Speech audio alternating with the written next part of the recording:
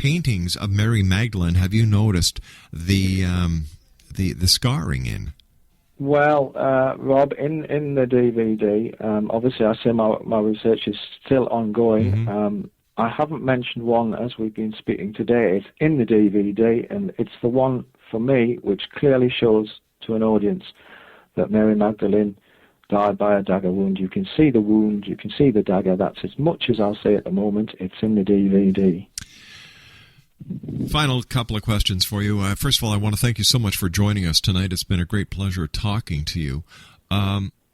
What can you tell us about the unexpected find of the tomb of the unnamed woman, which you say is the red herring of the quest? Well, when the Da Vinci Code was being filmed at Lincoln Cathedral, another amazing synchronicity happened. As they were laying down the wires to provide further illumination, they discovered a tomb that they had no information about. It shouldn't have been there. They just discovered this tomb. They had no, as I say, no information, which is ridiculous, because if you've got a tomb in the precincts of Lincoln Cathedral, mm-hmm. the amount of paperwork that would need for that to be allowed to be buried there would be a record of it somewhere. So anyway, they hit a coffin. The archaeologists concluded it was of a female with her head missing, and it dated back to the 14th or 15th century. Wow. Now, I believe that for anybody who ever believed that the Magdalene could be in the vicinity, this was the red herring. This was a tomb that people could perhaps find and think, right, well, this is it, and there's no treasure there, there's no documents, nothing, give it up. Because the tomb that I've located mm-hmm. is only about 400 yards away from this one.